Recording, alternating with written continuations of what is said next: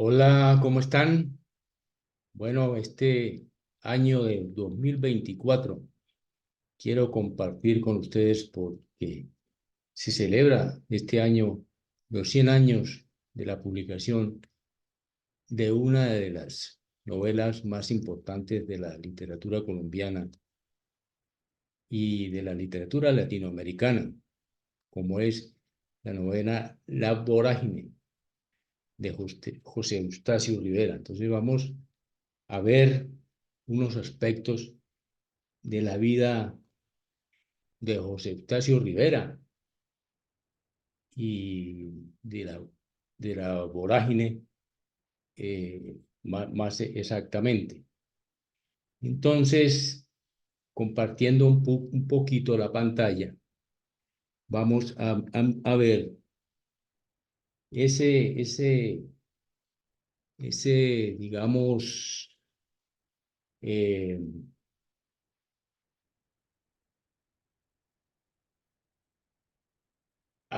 esos aspectos de José Eustacio Rivera y su, digamos, novela cumbre.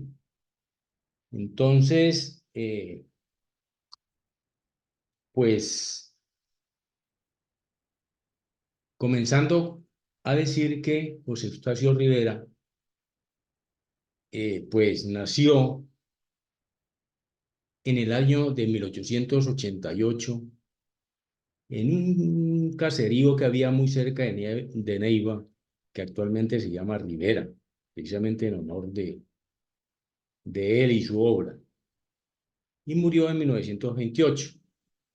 Entonces, él nació en el Huila, en Rivera, Huila, digamos, en una modesta casa mm, de poder económico modesto, dedicada a distintas labores relacionadas sobre todo con el campo.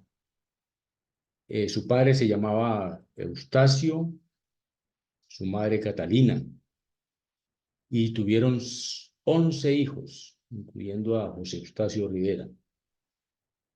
Un aspecto muy importante de su familia fueron sus tíos, que ellos fueron generales de la República y ocuparon destacados cargos públicos en el gobierno, en el Congreso y en el campo de la educación. Esto le serviría mucho a Rivera, pues, para lograr ser lo que posteriormente fue. Hablando de la primera producción literaria de José Eustacio Rivera, digamos que fue educado en un colegio religioso y allí se sobresalió brillantemente en el aspecto de las letras y de las matemáticas también. Él, pues, muy pronto llegó a ser reconocido por sus poemas y sonetos, como los poemas Gloria, Tocando Diana y Viva la Virgen Muerta, que fue dedicada a la muerte de una de las hermanas de él, que se llamó Inés. Otros poemas escritos entre los años de cuando él tenía de entre 18 y 21 años, están escritos todos ellos de las dos corrientes principales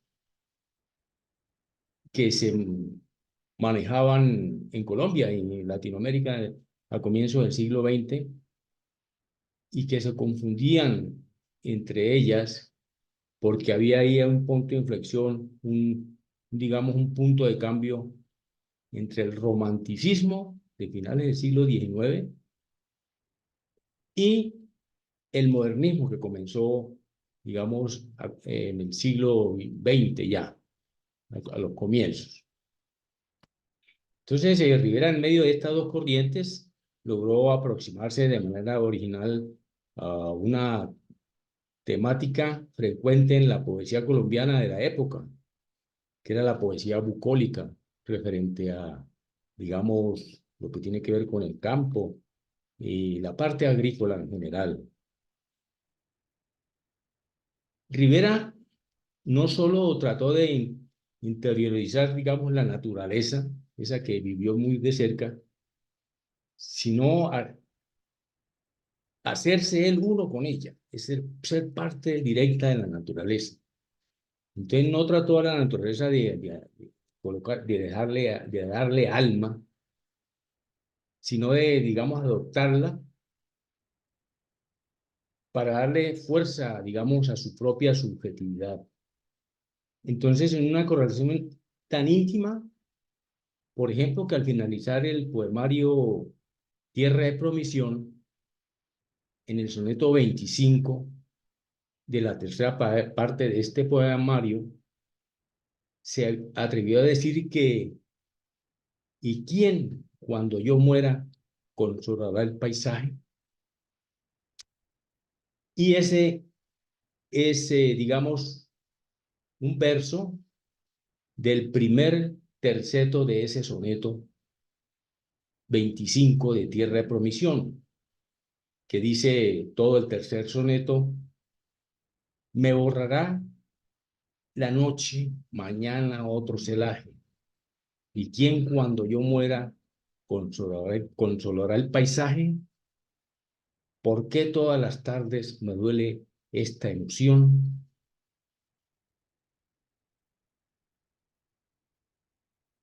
Entonces, en otro aspecto, Rivera vivió obsesionado por la limitación también de la grandeza de la vida y de la naturaleza.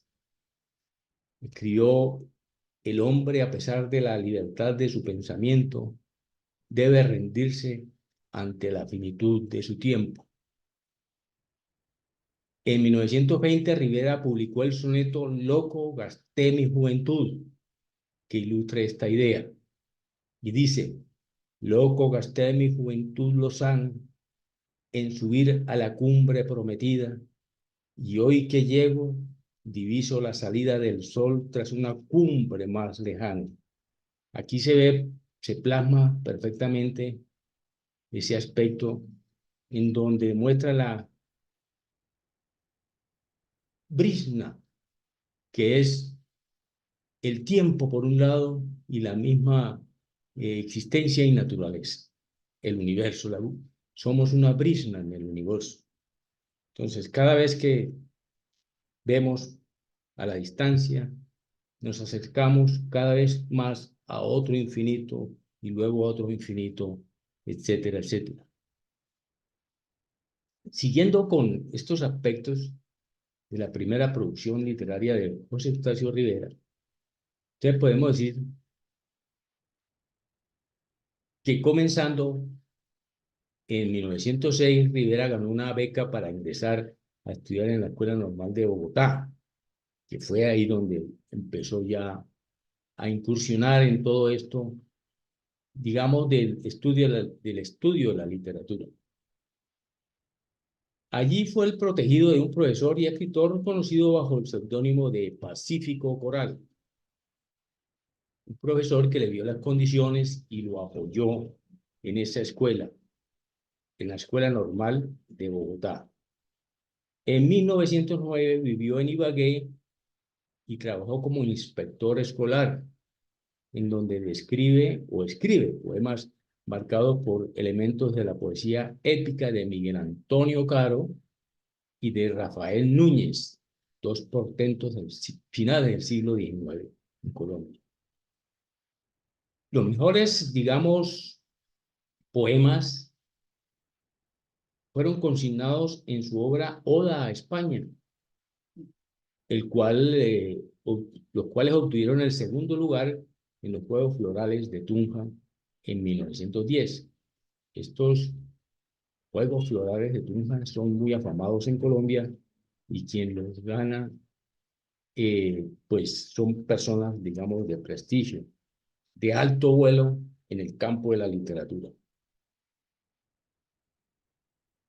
En 1912, Rivera ingresó a la Facultad de Derecho y Ciencias Políticas de la Universidad Nacional en Bogotá, a la vez que trabajó como empleado del Ministerio de Gobierno, época en que escribió algunos dramas teatrales como Juan Gil. En 1917 se graduó como abogado con la tesis Liquidación de las herencias, que tiene que ver mucho con la actividad que luego él desarrolló en el campo, digamos, en la selva. En 1917 se graduó, ya a los 29 años tenía Rivera en ese momento. Podemos decir también que de una selección de más de 300 sonetos escritos desde, desde su infancia y unos escritos en Ibagué, surgió Tierra de Promisión, libro editado en Bogotá en 1921. Tierra de Promisión está dividida en tres partes dedicadas a la selva, las cumbres y los llanos, que resumen tres aproximaciones estéticas del poeta a ese mundo personal, animal, vegetal, mineral y astronómico, tan rico como un detallado tratado de ciencias naturales, en palabras de Isaías Peña, un afamado escritor colombiano. Este poemario, Tierra de Promisión, le abrió camino a su novela de 1924, que tiene casi la misma estructura, con un prólogo y tres partes. Exactamente tiene la misma estructura y tiene el mismo tema, obviamente, que es la naturaleza, el campo. Entonces, la vorágine está, digamos, basada o con la misma estructura, mejor, de Tierra de Promisión. Siguiendo con la vida inicial, comencemos a ver un periplo que Rivera realizó por los llanos orientales de Colombia. Entonces, él, después de la muerte de su padre en 1922, se trasladó a Sogamoso y comenzó a escribir La vorágine ahí, a dar los primeros pinillos de la novela. Por esta época fue designado secretario abogado de la Comisión Limítrofe Colombo-Venezolana y el 19 de septiembre de 1922 partió con dicha comisión rumbo a Girardot. Siguiendo el río Magdalena abajo, la comisión pasó por Barranquilla, por Puerto Cabello y ahora sí en Venezuela, La Guaira, Venezuela y Puerto España. Entraron por el Orinoco hasta Ciudad Bolívar, antigua Angostura, y llegaron a Caicara a finales de octubre de 1922. Aquí podemos ver un mapa sobre el periplo que siguió Rivera en el viaje de los llanos.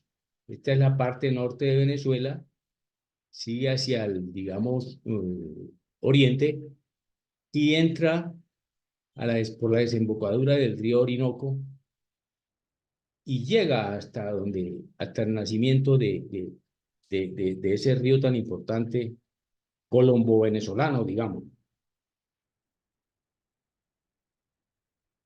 Entonces allí, por ese sector, antes de la confluencia del río Meta con el Orinoco, eso queda en esta parte, en la puntica, en la esquinita aquí del Bichada. Antes de llegar allí, José Eustacio Rivera, cansado por el abandono en que tenía a la comisión los gobiernos de Colombia y Venezuela, decide renunciar a esta y continuar el viaje solo. Rivera definitivamente le interesaba más, digamos, el aspecto de la naturaleza, los temas de la naturaleza, que ni el mismo trabajo, como puede ver uno acá. Entonces, el 20 de diciembre llegó a San Fernando de Atabapo, sobre la desembocadura de los ríos Orinoco, Guaviare, Atabapo e Inírida. Por allí, en un caserío en Orocue, contrajo paludismo y allí se reencontró con Melitón Escobar, antiguo compañero de la comisión, un compañero que también estaba acompañando la comisión, se lo encontró y pues ellos siguieron digamos, un buen trecho juntos de allí en adelante. A finales de enero de 1923 se reintegró a la comisión, ya volvió a la comisión. Entonces salieron de San Fernando, bajaron a Yavita, Maroa y Victorino, en plena selva, y con elementales instrumentos de trabajo trazaron los límites en compañía de unos ingenieros suizos con los que viajaban, los límites entre Colombia y Venezuela, en ese sector de Pichada, sobre todo. Según el diario de Ramón Ignacio Méndez Llamosas, médico de la comisión, fue en los largos y tediosos días de la permanencia en Yavita que José Eustacio Rivera escribió muchos de los capítulos de La Vorágine. Y fue allí donde le oí leer algunas páginas de la obra, según dijo entonces Ignacio Méndez Llamosa, Ramón Ignacio. Siguiendo con el periplo de Rivera por los llanos, digamos que a finales de mayo de 1923 regresaron a San Fernando y Rivera decidió, con Melitón Escobar, su compañero, retornar a Colombia. Regresan a Colombia. Durante el viaje de vuelta, Orinoco abajo, Rivera se dedicó a tomar nota y a recoger toda la documentación existente sobre el abandono en que vivían los colombianos en las fronteras. Este es un aspecto clave. Aquí él se dio cuenta del abandono estatal de ese sector de Colombia y de Venezuela, y sobre todo la situación eh, existente allí con todos los habitantes, especialmente con los indígenas. Aquí empezó a tomar forma toda esa, digamos, eh, materia para la denuncia que posteriormente se dedicaría a José Ignacio Rivera, ya pues de ahí para allá durante toda la vida. El 18 de julio de 1923, sigamos con digamos, el periplo, Rivera envió desde Manaos al Ministerio de Relaciones Exteriores sus denuncias sobre las injusticias y crímenes cometidos a los colombianos en las fronteras. No solamente había injusticias, sino crímenes, como se sabe muy bien, y más tardecito podemos ver algo al respecto. Siguiendo, entonces, el 12 de octubre de 1923 regresó a Bogotá. Entre abril y mayo de 1924, luego de organizar una Junta Patriótica de Defensa Nacional en Neiva, se dedicó a escribir artículos de denuncia en la prensa nacional, pero sus advertencias y peticiones no fueron acogidas.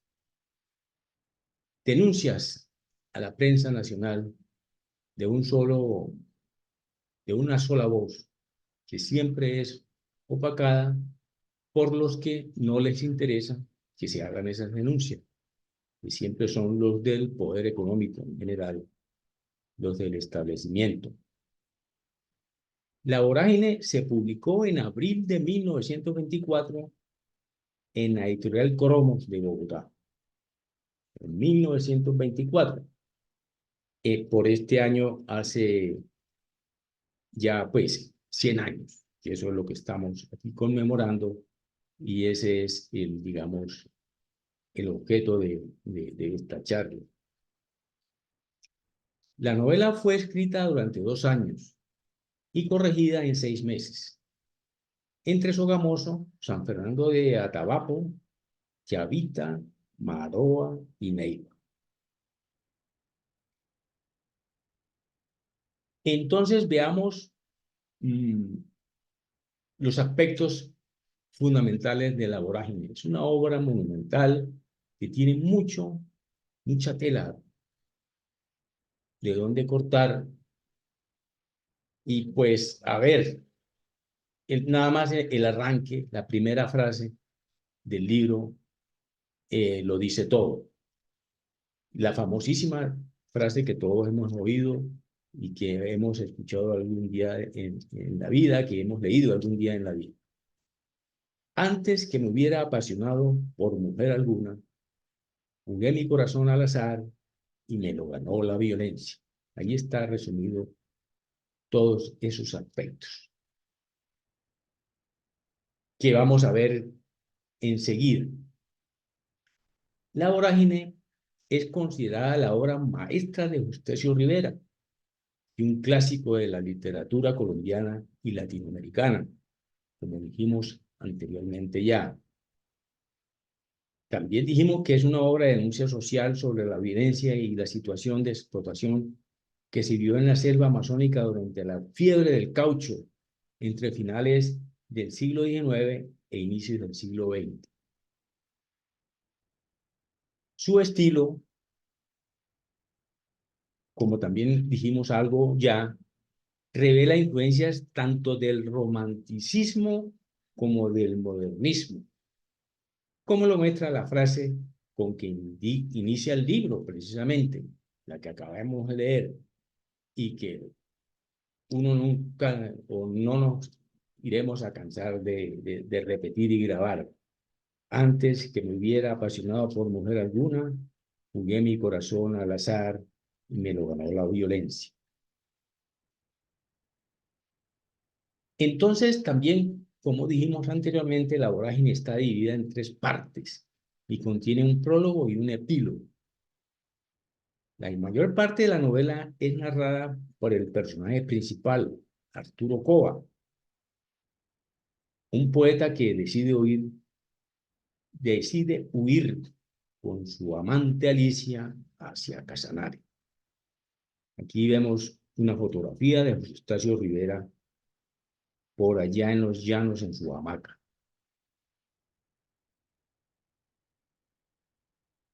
Algunos de los temas que sobresalen en la novela. Primero, la naturaleza. Como ya hemos dicho, es obvio, esa es una novela típicamente de tratamiento del tema de la naturaleza en general.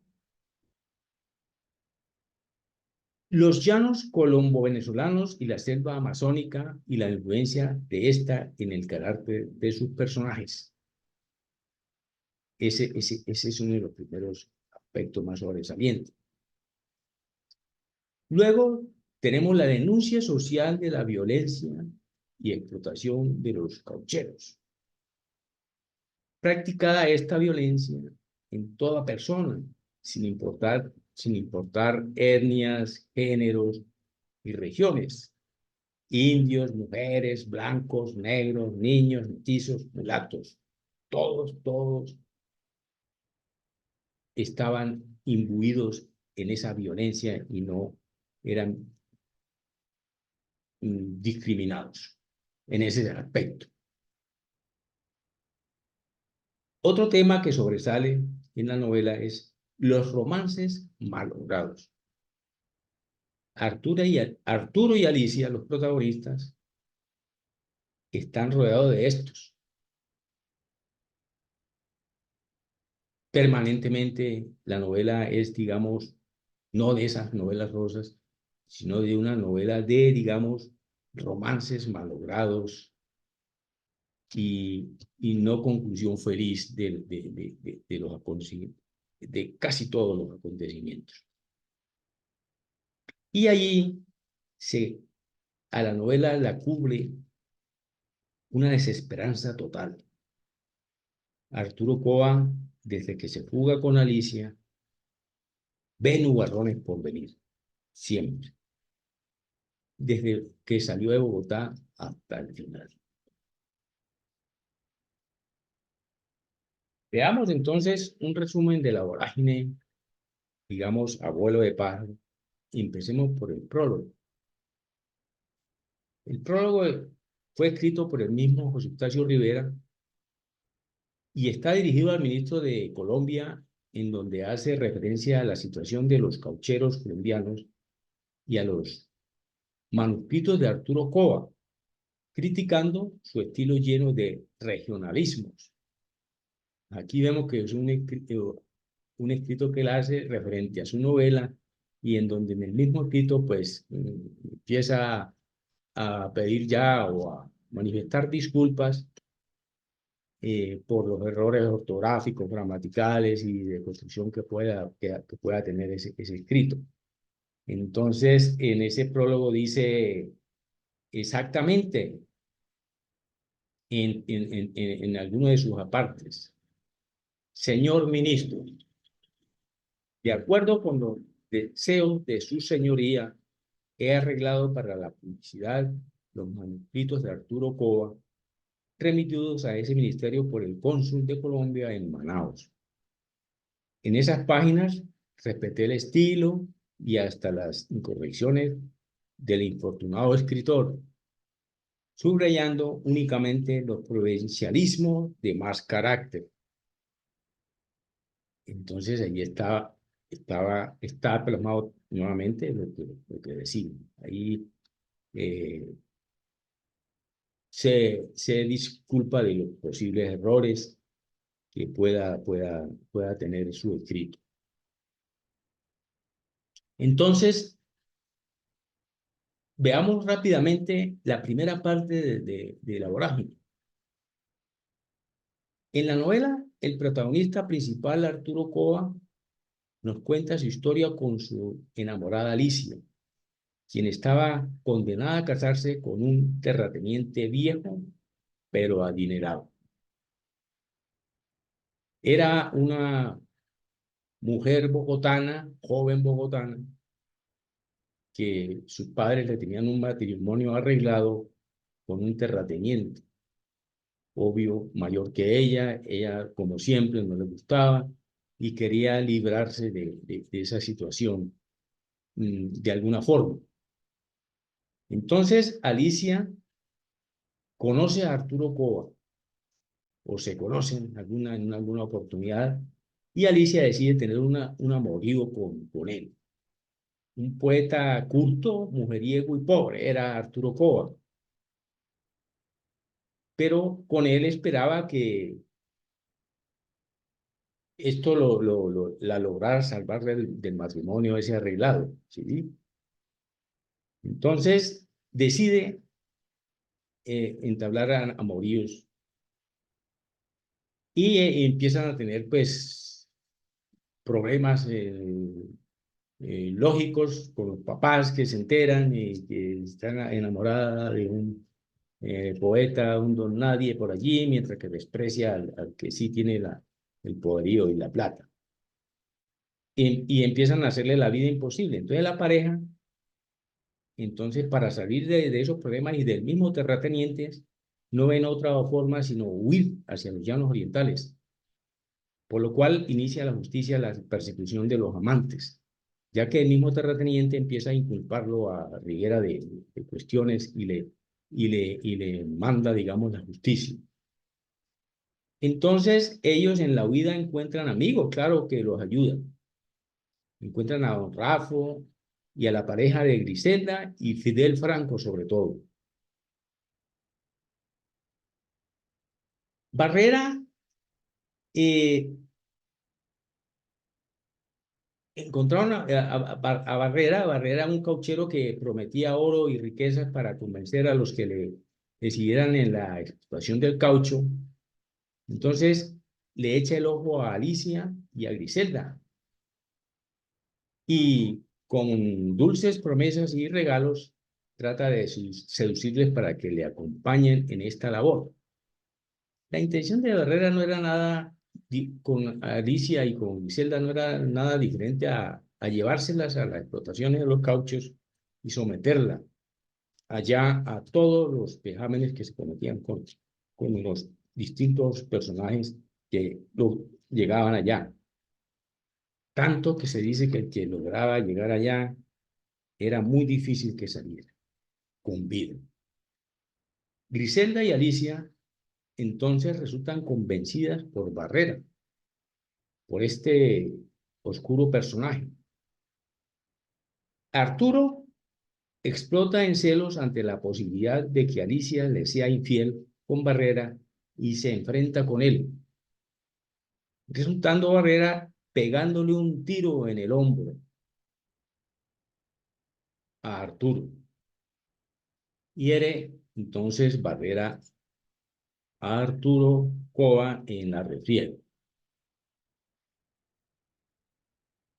Entonces Arturo sale con Franco a una acogida de toros. En alguna oportunidad, ya estando los llanos, entonces van a coger, digamos, toros, animales salvajes que estaban en esa época en los llanos y prácticamente el que los cogiera eran para él. Fueron a conseguir toros para la venta. A su regreso de Franco y Arturo, descubren que Barrera se había llevado a Griselda y Alicia para las caucherías y que había mandado asesinar a su vieta y traído un juez corrupto que para quitárselos encima a Franco y Arturo Cova había hecho creer a la justicia que el crimen había sido cometido por Arturo y por Franco. Entonces los inculpan de otro personaje que surge en su vieta de la muerte de ellos.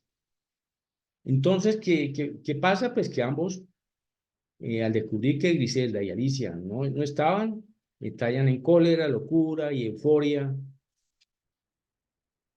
y pues incendian el territorio y huyen en el rescate de sus mujeres. A la vez de que huyen del rescate de sus mujeres, también huyen de la justicia que, que, que Barrera les había, digamos, puesto a la pata. Entonces, de la ofuscación del problema que tenían, del abandono que se sintieron por sus mujeres, deciden incendiar todas sus propiedades y, y se van rumbo a la selva en rescate de sus mujeres.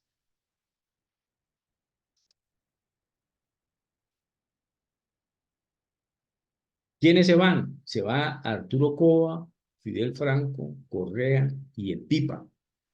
El Pipa es otro personaje, es un ayudante de Franco. Entonces huyen ya no adentro en busca de Barrera. Allí encuentran diferentes aborígenes dóciles, pero muy astutos y desconfiados, quienes de todas formas los aprovisionan, los ayudan para el viaje. Por allí se encuentran con los nómadas guaibos, los indígenas del Amazonas, que es una tribu ingenua, supersticiosa y rudimentaria, que acogen a Arturo y a sus acompañantes. Y luego de estar una temporada allí corta, los despiden con una gran fiesta al ritmo de tambores, bailes y chicha fermentada.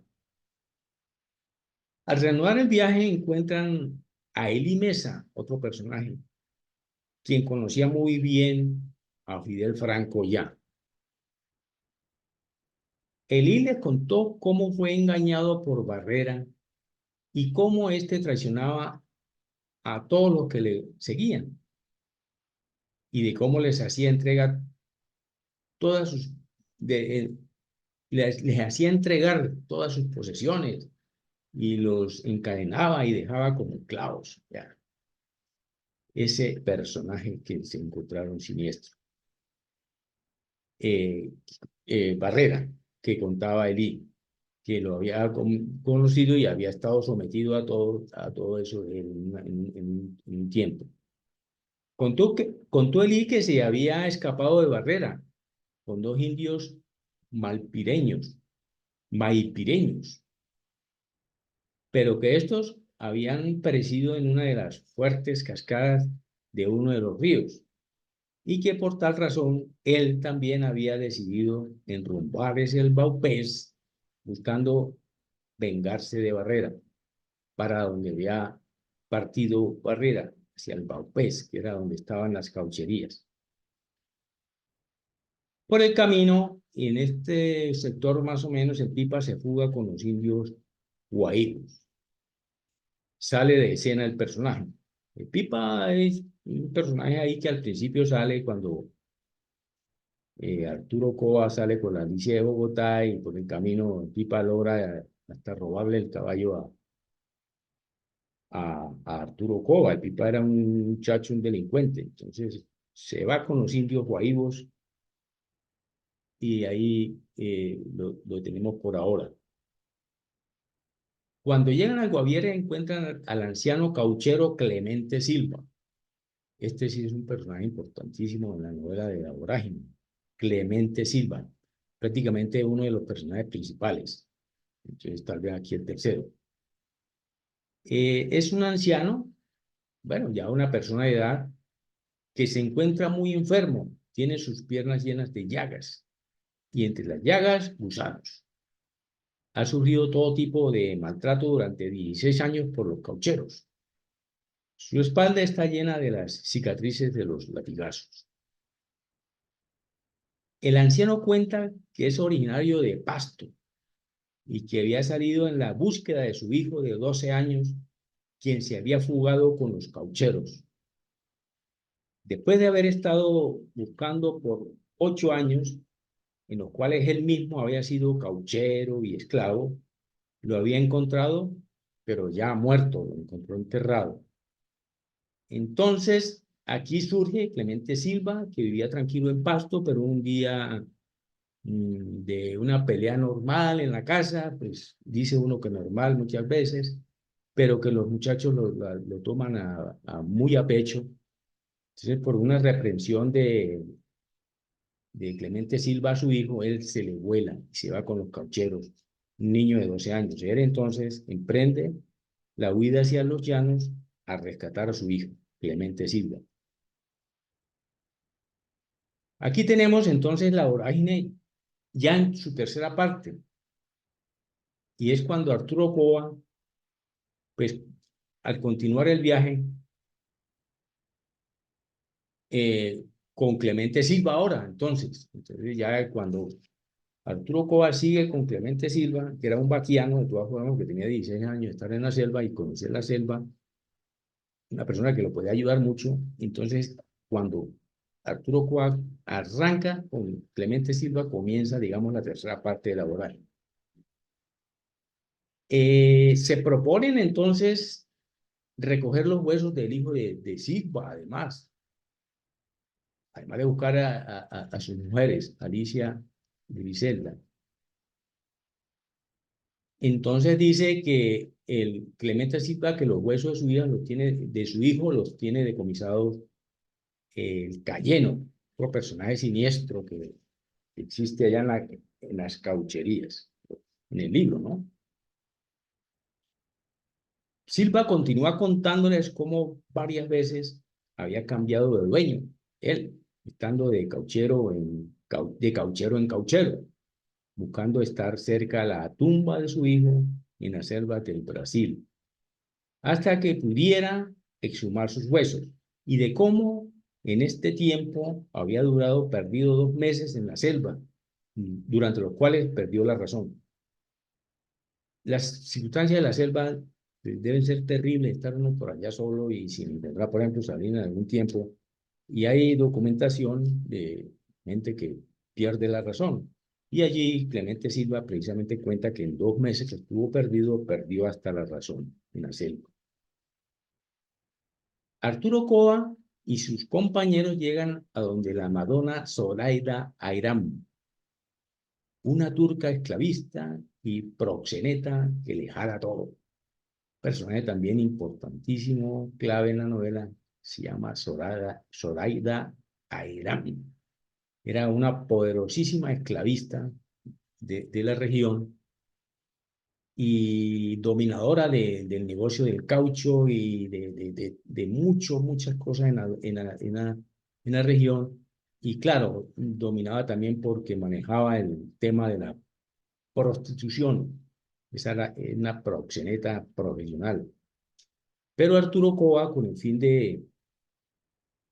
digamos, de no tener problemas por allí, y a raíz de que, digamos, Zoraida le echa el ojo a él, le gusta, entonces Arturo, para ganarse el favor y la confianza de ella, se hace su amante. Sencillamente, era la mejor jugada, la mejor salida que encontró en el momento Clemente Silva. Arturo Cova, perdón. Allí encuentran a Griselda, quien fue adquirida por Zoraida. Entonces, vean, encuentran a Griselda, la que se había llevado Barrera, o sea, la mujer de Franco. Griselda les cuenta que Alicia ha sido siempre fiel a Arturo y que aún sigue como esclava de Barrera, que Alicia sigue como esclava de Barrera. No como su amante ni nada parecido, sino como esclava de él. Para eso era que él la quería. Para resumir la tercera parte y digamos el final de la novela, digamos que Arturo Coa finalmente logra reencontrarse con Alicia, ¿sí? Y como estaba en poder de Barrera, se enfrenta a él y Arturo Cova lo mata a Barrera. Luego, con esto libera a Alicia, ella da a luz a un sietemesino, hijo de Arturo, y temiendo que el recién nacido se contagie de alguna peste, todos huyen a la selva. Allí, digamos, que finaliza la novela. Eh, Finaliza con que todos huyen a la selva y no se vuelve a saber más de los personajes.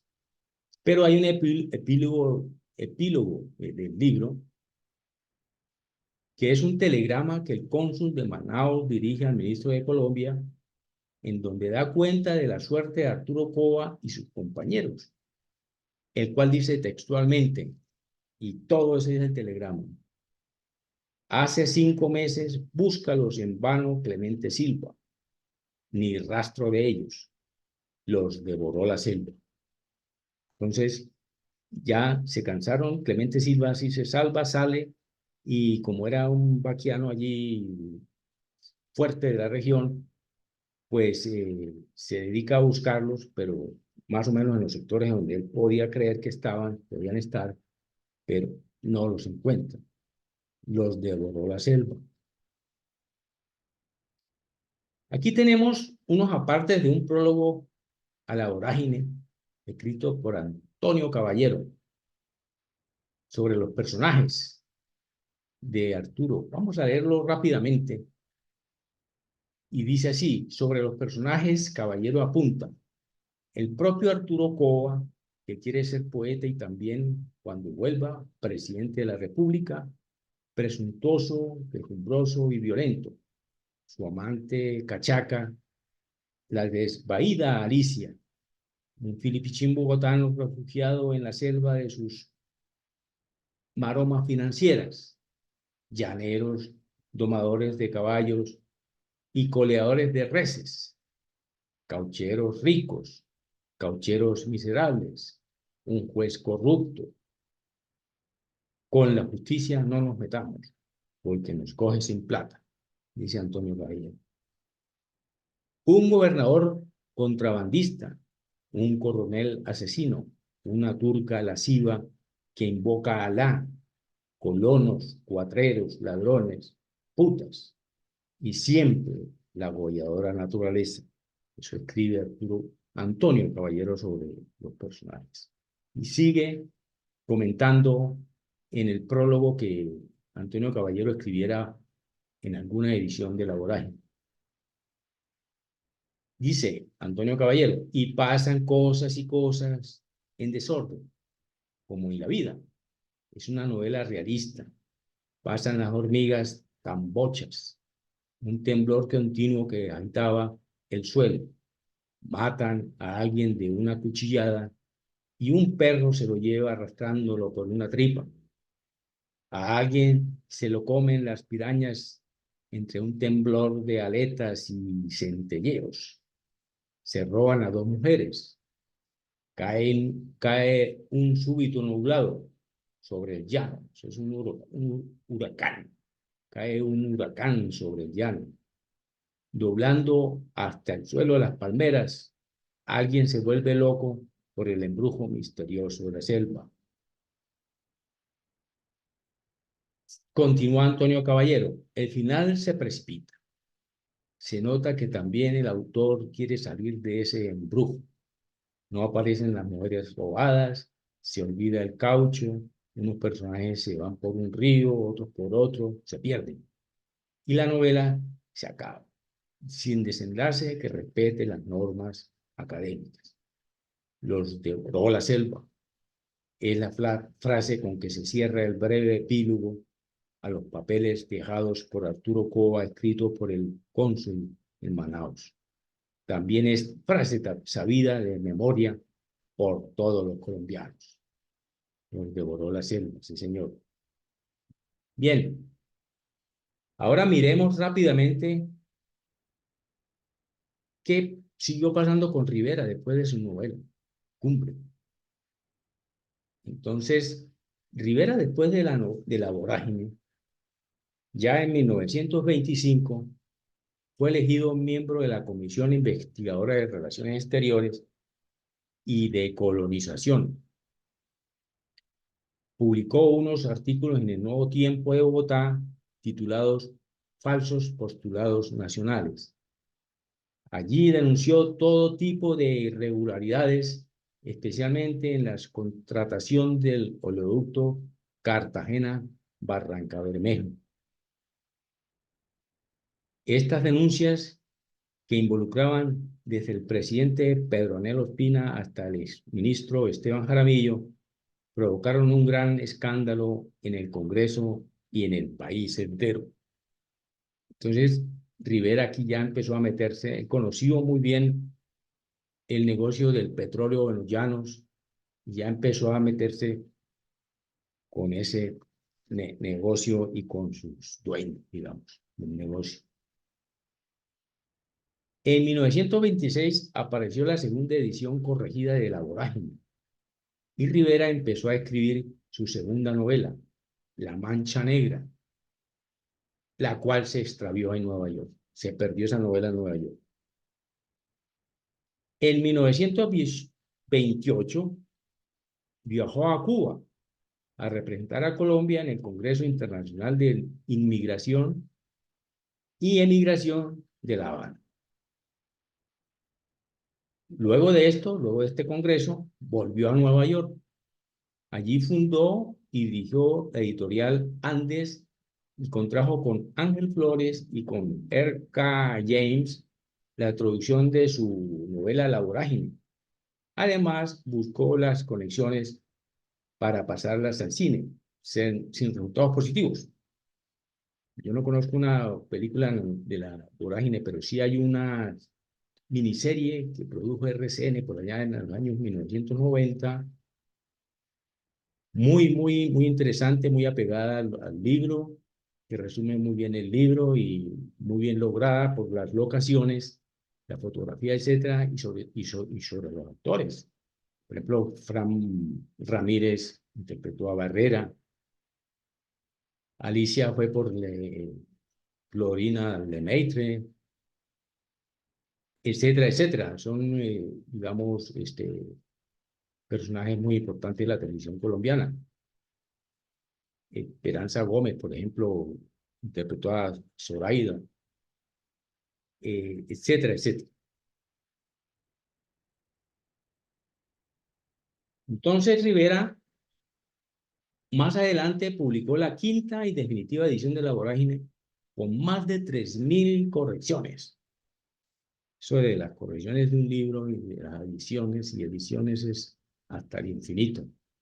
Uno siempre que escribe algo y vuelve y lo repite, encuentra algo que hay que hacerlo. Prácticamente un escrito es inacabado. Pero bien, un escrito hay que lograrlo, entonces hasta cuando ya uno diga, bueno, sí, ya basta, puede estar así.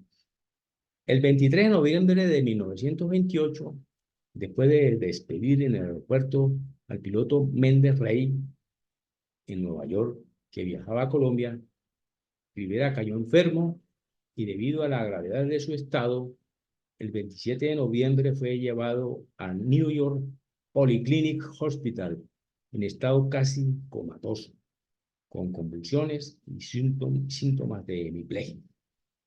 Hemiplegia es que se le duerme a uno la mitad del cuerpo, una enfermedad cerebral. El 1 de diciembre de 1928, a los 40 años de edad, José Eustacio Rivera murió en su apartamento de la calle 73 en Nueva York. De las causas de su muerte no hay certeza, pero se ha concluido que lo más probable es que haya padecido de malaria cerebral, adquirida durante sus días en la selva, toda vez que antes ya había sufrido varios episodios por esa causa. Finalmente, digamos que su cuerpo recorrió distintos lugares en el vapor Correo Carbonell González, por el río Magdalena y por el ferrocarril central, recibiendo en cada puerto o en cada pueblo los homenajes que nunca recibiera en vida. Sus restos se encuentran en el Cementerio Central de Bogotá, donde fue sepultado el 9 de enero de 1929.